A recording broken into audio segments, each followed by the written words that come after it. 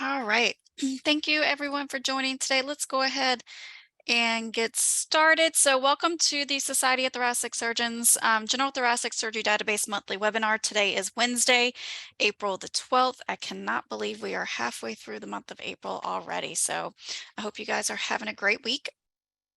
On the call with me today, just a small group. It's just myself and Katie and Ruth from the core group. And then we also have from the STS side, we have Addie Dolan and Sydney Clinton joining us as well. So thank you everyone for joining. Just some brief updates. Not a lot of new information to share today. I've got a couple of STS updates that I'm going to share with you all, and then I'll turn things over for some brief education from Ruth. And then as usual, we'll finish up today's call with Q&A. So please feel free to submit your questions via the Q&A, and we will tackle those at the end. Also, the raised hand function is enabled. So if you'd like to raise your hand, please feel free to do that and we can unmute you. Just make sure that your microphone is enabled on your end. All right. In terms of STS updates, not going to spend a lot of time on, these are our two standard slides. I always include just the support plan. If you have any questions related to your harvest reports or to the dashboard, please reach out to us at stsdb_helpdesk@sts.org. If you have questions regarding your contacts, questions regarding the current context you have listed for your site, if you need to make changes to that, if you have questions regarding your contracts or any other general questions related to database participation, please reach out to us at stsdb@sts.org. And then as always, if you have clinical related questions on how to code something, please submit those via the clinical question FAQ request form, and just also ensure that you do select the correct data version and database when you're submitting that question. Just update for the harvest. The spring 23 harvest did close on March the 3rd, and we are expecting to have those analysis reports to you the 1st of May. So within the next couple of weeks, we will send out an official notification once those reports are available to you. So again, we are expecting those to be available the 1st of May. We'll start our UAP process here next week. So again, STS will send out an official communication once those reports are available. Public reporting update. I carried this over from our last call. The website currently reports fall 22 harvest analysis results, and we do expect our next data refresh to occur this fall, early winter, and that will include the spring 23 analysis results that will be, again, distributed within the next couple of weeks here. If you have any questions regarding public reporting, please reach out to us at publicreporting@sts.org, and Sydney can answer any questions that you have regarding public reporting. The April training manual and FAQ summary will be posted by the end of this week. So I know Gabby will get that available to us and posted by Friday. Also, we do have official confirmation that AQO 2023 will be a virtual conference this year. So it will follow a format that was similar to our 2020-2021 AQOs with live streaming for all databases. I do not have pricing information to share right now, but that will be coming just as soon as we have that available. So, and the dates for AQO this year will be September the 26th through the 29th, with our General Thoracic Day being held on Wednesday, September the 27th. So go ahead and mark your calendars for AQO this year, September the 26th through the 29th. And again, it will be a strictly virtual conference this year. Again, we'll share more information with you. We are in the early planning stages for AQO this year, so we'll have more information for you, and we'll share that with you as we move throughout the planning process. And that's all that I have from STS updates. And next, I'm just going to turn things over to Ruth for a little bit of education. Thanks, Ruth. Thanks, Leanne. So our first update, I added some clarification to the training manual in April regarding sequence 650, which is history of cancer. There's a lot of different components to sequence 650. If you look in the training manual, these updates specifically pertain to coexisting cancer. So when would you code that your patient has coexisting cancer? Most of these examples already exist in the training manual. But the first one would be your patient is undergoing a lung resection for lung cancer and has known lymphoma for which they are being observed. So in that instance, you would code yes to coexisting cancer, capture coexisting cancer, I guess is the better way to say that. Patients undergoing a lung resection for lung cancer that have a known bladder cancer or any other type of cancer for which there will be surgical resection on a future date, whether that date is known or TBD. Patients that are undergoing a lung resection for lung cancer that are concurrently receiving chemo or radiation for a different type of cancer. So for example, a colorectal cancer, those patients you would capture coexisting cancer for. And then the last example, we added to the training manual in August of 2022, I believe, was the first time we clarified this, but just an example. So if your patient is undergoing a lung resection for lung cancer and completed treatment for breast cancer, for example, within the last 5 years and is being surveyed for recurrent breast cancer, you would capture coexisting cancer. If you want to go to the next slide, Leanne. So this is just some examples of when you would not code that your patient has a coexisting cancer. So patients that have synchronous primary lung cancers, or for patients that are more than 5 years post-cancer treatment that have returned to routine screening. So for example, a breast cancer diagnosis 6 years ago, that patient's still likely going to receive screening mammograms if they're eligible. That patient would not be captured as having coexisting cancer in sequence 650. And again, that's only the coexisting cancer piece. Like the chemo and radiation is separate pieces of sequence 650. Okay, sequence 1470 procedure. There have been several sites that have reported that esophagectomy that their institutions are routinely or occasionally planned staged procedures. And in the first trip to the OR, no portion of the esophagus is removed. It's really developing the conduit, et cetera, during that first trip. Because there is no analyzed procedure performed during the first trip, that would not be required for entry into the database. You would only capture the second trip to the OR where the actual esophagectomy is performed, which is the analyzed portion of the case. Next. DVT requiring treatment. So a question was posed regarding superficial venous thrombosis and whether they would be captured in sequence 3890. By definition, they're not in the deep veins, and therefore you would not need to capture those. The diagram on the right-hand side of your screen has the deep veins on your left-hand side and superficial veins on the right.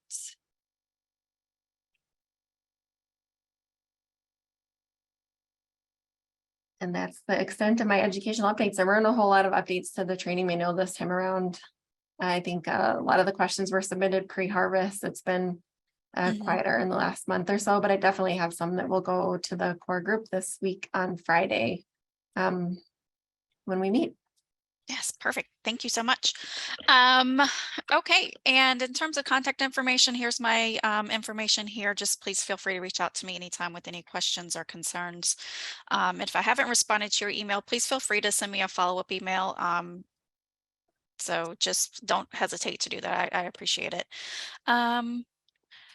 Upcoming webinars, I just wanted to let you guys know we do have right now we have a user group call scheduled for April 26th, but we also have a staff meeting scheduled for that exact that will conflict with that user group call. So we're going to have to cancel that user group call on the 26th, but our next monthly webinar is scheduled for May the 10th. So again, mark your calendar for that May 10th, and if STS Marketing will also send out that reminder prior to those calls.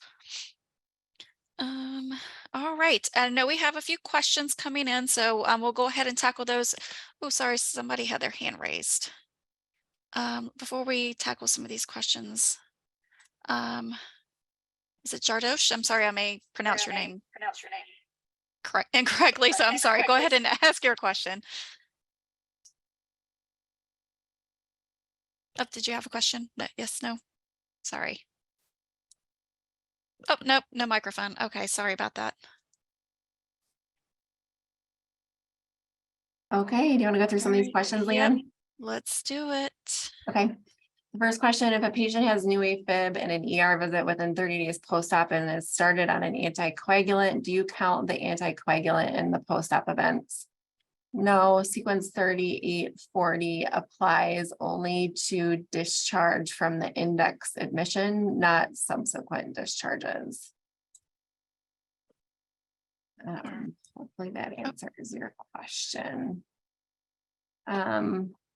May have answered this question before. If patient is on anticoagulation while in the hospital, but prior to the procedure, do we mark 690 preoperative medication history? Chronic anticoagulation is a yes.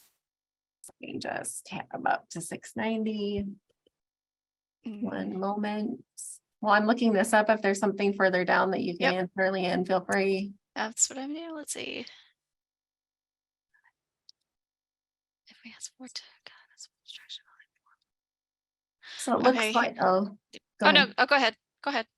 So the documentation in the training manual on chronic anticoagulation is if the patient was on oral or injectable anticoagulants within 30 days prior to the procedure.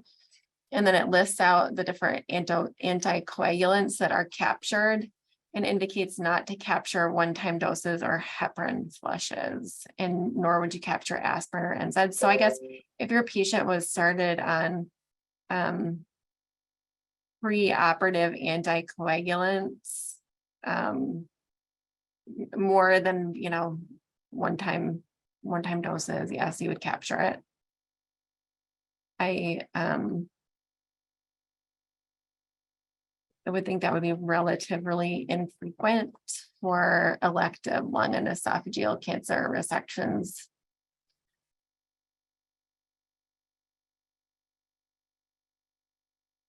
The next question about repair of sinus of Valsalva, I think relates to the cardiac registry, and unfortunately, or maybe fortunately, I don't know a whole lot about the ACSD. So I would submit that question to Melinda. Melinda is great, and would be able to get back to you quickly with a response on that one. I apologize for not knowing the answer.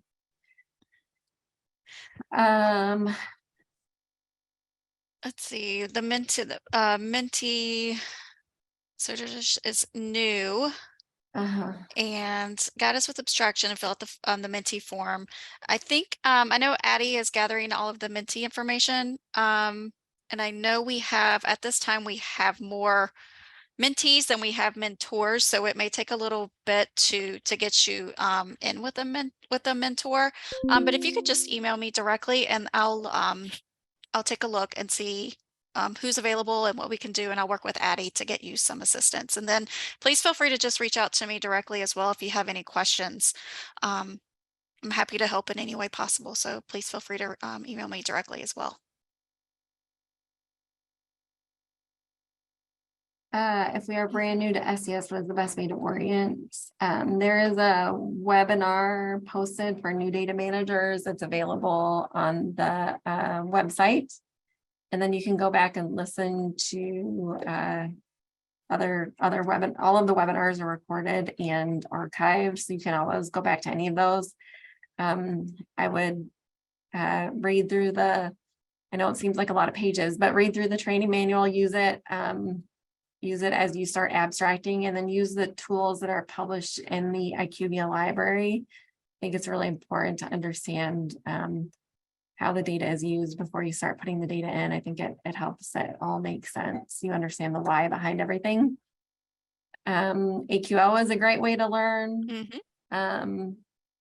Highly recommend AQO, yeah, especially this year since it's with it being virtual. Hopefully it'll be a little bit more cost effective for everyone. So especially for our newer data managers that don't have the travel budget with their institution. So definitely highly recommend signing up for AQO. Someone's inquiring if the IQVIA website is down. They're not seeing all their sites in there at the moment. Yeah, Sanjay, if you could email, I just put in the chat box, email STS STSDB_help desk. Let me put this help desk at sts.org, and our support staff can help you.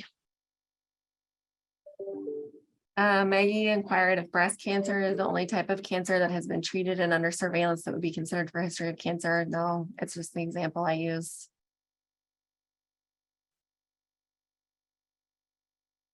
The update to the training manual is general.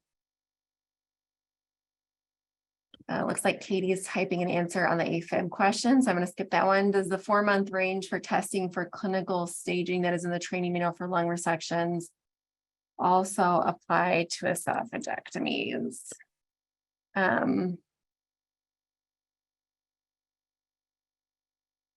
No, because 1620 is in the lung cancer section. If you're asking, would a similar, should we similarly evaluate the esophageal section? I can look at that and get back to you. And I can take the next question regarding public reporting. So will data submitted by 9/8 be included on the public reporting website? So this, the next data refresh will only include data that was submitted in spring 23. So that was data that was submitted up, the harvest that closed March 3rd. So anything that's submitted after this harvest close will not be in the fall winter refresh. So the fall winter refresh will include the spring 23 analysis results, and then in the 2024 update, I think that'll include the spring 24 analysis results. So hopefully that's a little bit clearer. If not, again, just please email publicreporting@sts.org with your specific questions, and Sydney can address those. I think she had to hop off the call, so she's unable to answer that on the spot. So Circling back to the question on what's the best way to sort of learn the STS database, I highly suggest spending some time with your surgeons. It was really helpful for me to sit with various of my surgeons and listen to them talk with patients in their pre-op appointments and listening to them describe the surgeries that they were going to perform. We actually give patients here like these little booklets that they take home with them that describe all of the operative procedures, like in one consolidated format. That was really helpful for me to have a copy of that for a while I learned the context. Your surgeons, for the most part, love if you go with them to the operating room. You can watch them do cases and ask your questions while they're operating. They can show you sort of different things. I went with my pulmonologist to the endoscopy suite, watch them do EBUS and bronchoscopy. Go to your tumor boards, go to your M&M conferences, go to all of those internal places where your surgeons are and just sort of live in their world. And I think that goes a long way, helping to learn not only the surgical lingo, but this database is so oncology heavy. Spending some time in like a multidisciplinary clinic or tumor board conferences are really going to be to your benefit. Okay, so next, if you opt out of public reporting for a period of time, do you need to resubmit a consent form? So yes, if you have opted out of public reporting in the past, then yes, you would need to reconsent. So for those that have consented to public reporting, you don't have to do that every year unless the only time you would need to reconsent is if you had submitted that is if you've ascended from public reporting in the past, or rescinded, I'm sorry, from public reporting in the past.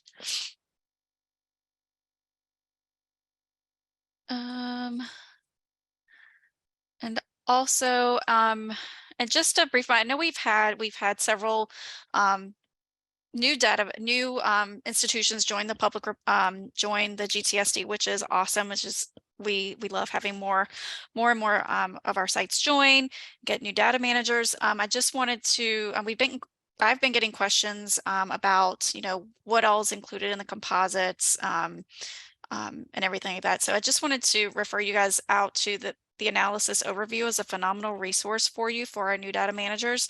And this analysis overview includes all of the information about the current report. It's located within the library section of the IQVIA platform. So again, if you go to the library, it's the first document listed here under other resources.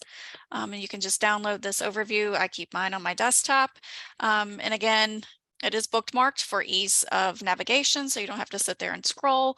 But you can see for each individual section, for the composite quality lobectomy for lung cancer, you have the defined population, you have the quality domains and endpoints, as well as the risk model covariates. So you have all of the information you need for which procedures are included in the risk model. And of course, that goes along for the other two composites, the resection composite, the inclusion criteria, the following category of diseases, and the following primary procedures. Also, additional inclusionary and exclusionary criteria, domains, endpoints, um, as well as for esophagectomy. Same here. But again, I just highly encourage you to download this resource and keep it on your desktop and use it frequently. You have questions about what's included in the benchmark and legacy reports. The criteria for these reports are located here as well. So again, download this resource and keep it handy. And if you can't find the answers to your questions here, then please feel free to submit those via the help desk and we can get those answered for you. So, okay, there's a question about, let me get the STS website up and I can navigate out there for you for public reporting. All right, so from the STS website, click on registries. Go down to STS Public Reporting, click STS Public Reporting. Under Resources, here's the consent form. And then all the additional information that you may need. And again, please reach out to Sydney, STS Public Reporting at sts.org if you have any questions about the consent form and any other information that may be required. All right. Okay. Any other information, Ruth or Katie, you would like to share for our new data managers? Anything that you recommend?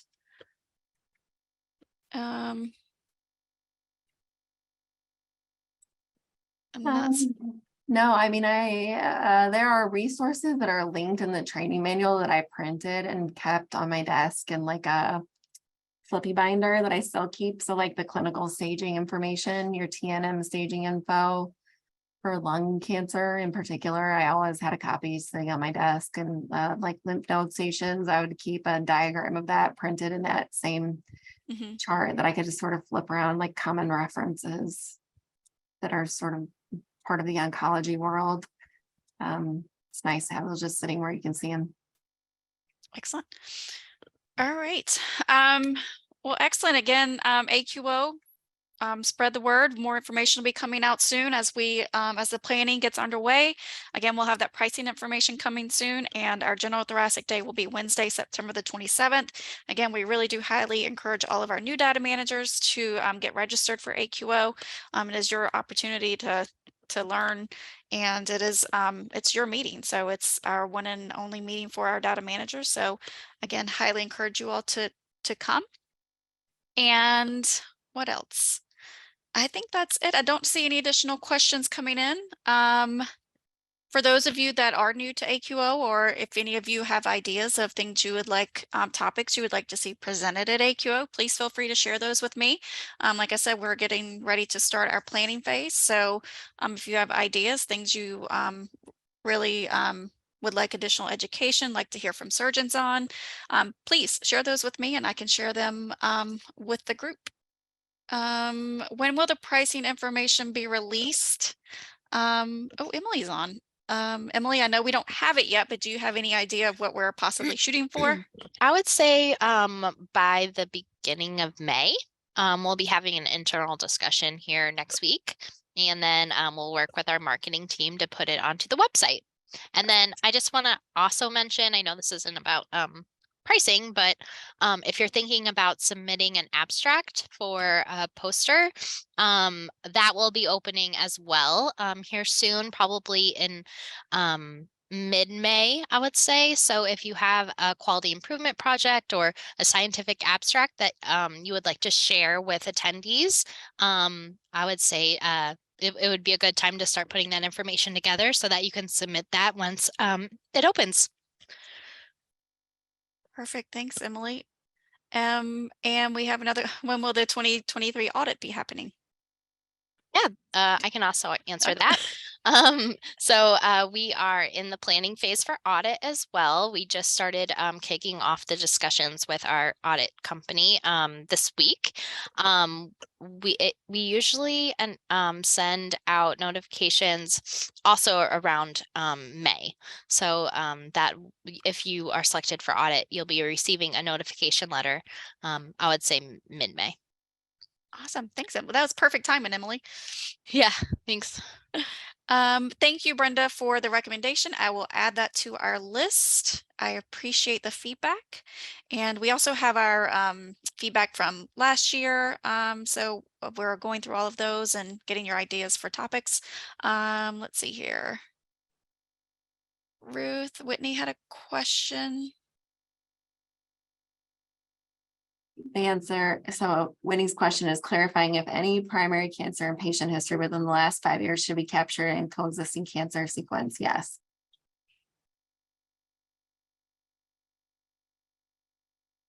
All right. Unless it's synchronous lung primary. Perfect. Thank you, Whitney. All right. Perfect. All right, great. Again, not seeing any additional questions. It's a beautiful day out. I hope you guys all get out and enjoy some of this beautiful weather if you're having beautiful weather. Thank you everyone for joining today. Again, please feel free to share any of your ideas for AQO topics with us. Feel free to email me. And if you have any additional questions, please, again, just reach out to me anytime. And with that, I hope you guys have a great rest of your day. And thank you to Addie, Emily, Katie, Ruth. I appreciate it very much. Thanks so much for joining, everybody. I hope you guys have a great rest of your week. And we'll see you on the next monthly webinar. Thank you.